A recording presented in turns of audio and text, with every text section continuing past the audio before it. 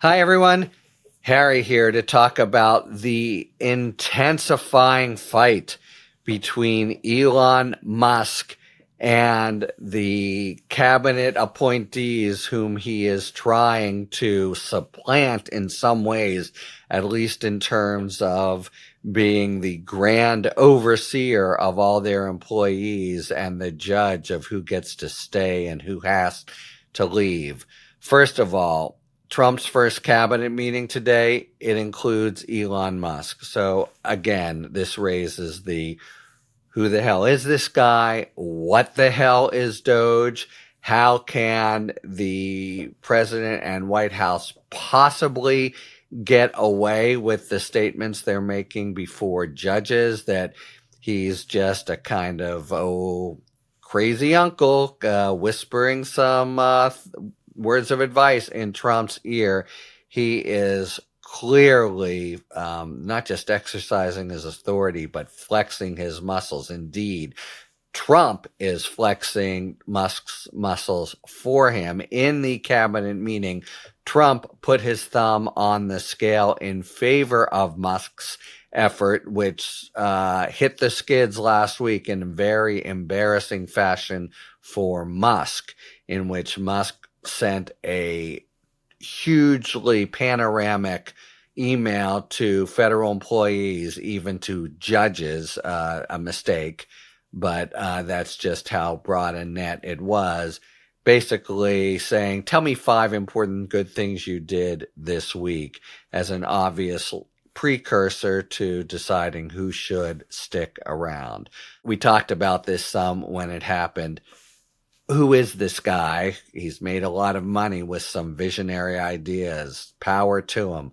But why that makes him in any way qualified to oversee and assess the suitability of continued employment of people in the executive branch, many of whom work in highly specialized contexts that he doesn't know the first thing about, is just, a complete mystery. But Musk, having been rebuffed pretty badly, so something like 12 agencies have directed their employees, and we're talking, DOJ on down. You don't have to answer this crap from Elon Musk. Doge is not your evaluators.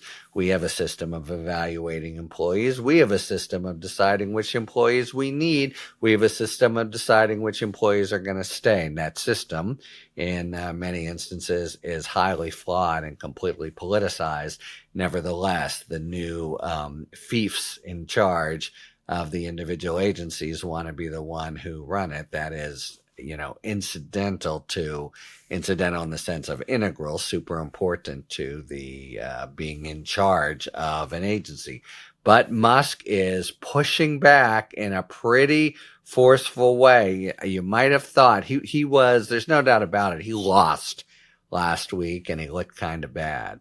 And I don't see how he's going to force executive branch agencies to do his bidding here. I guess Trump says do it or you're out. That would work, but I can't imagine it's such an outlandish demand. So, it seems to me it is imprudent of him to double down, but there you go. He after sending this out and many people not responding, he late on Monday said we're going to give him another chance to respond to the email, but that failure to respond a second time will result in termination. Again, who the hell does this guy think he is? There are really detailed regulatory processes for when somebody can be terminated, what constitutes cause. Failing to answer an email from some essential busybody who has no role, that's not cause. Now, of course, if Trump tries to play it as a big constitutional principle, and I've changed what cause is. This is now what it means to me, and I want people to step two because Elon says step two. That'll be one thing, but he would be taking on, would Trump, so many of the members of his new cabinet. Now, Musk is taking them on. He basically slammed the resistance, which didn't come from individual, but there were a few employees who had puckish and sort of resistant answers, like 5 things you did. I did all of my assigned duties this week. I did, and just basically giving bland non-answers. But the most people who did not respond was because their agency heads told them not to. And Musk says the email request was utterly trivial.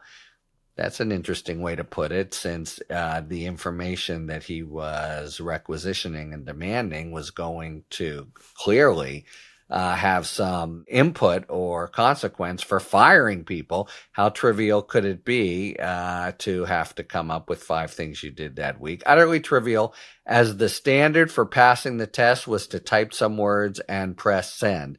That strikes me as a flat out, disingenuous, a flat out lie. That he certainly didn't say, oh, you just have to, you'll be fine as long as you typed some words and press send. You'd be responding, of course, to the email, but you'd be very possibly putting your job in jeopardy in the despotic little operation of Elon Musk and Doge. Yet so many failed. I'm back to what Musk says. Even that inane test, urged on in some cases by their managers. Have you ever witnessed such incompetence, in all caps, so Trumpian, and contempt, in all caps, for how your taxes are being spent? So whoever the hell this guy is, he has assumed a bully pulpit to now bring his claims to the people that you would think might ruffle the feathers of the president of the United States, who's supposed to be in charge of this and in charge of government policy. If nothing else, it's laying bare an ugly fight between them. But nevertheless, he is just taking on heads of agencies, and I think deceptively saying what he'd asked was just a trivial little thing, because it's not trivial if your job is potentially on the line. One final point on the law.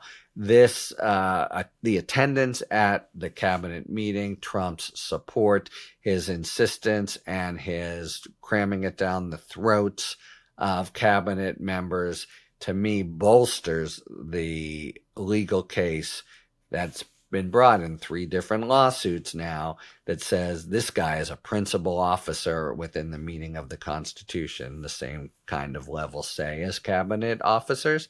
And therefore, he's got to be nominated by the president and confirmed by the Senate. And if he hasn't, everything he's done has been illegitimate to date. So even as in court, they are trying to minimize his role. In the real world here, it's obviously, and with the support of the president, a very forceful, powerful role that seems to be second only to the president. So that, I think, also kind of sets the table more for the legal challenges afoot under the Appointments Clause. Talk to you later. Thanks for tuning in.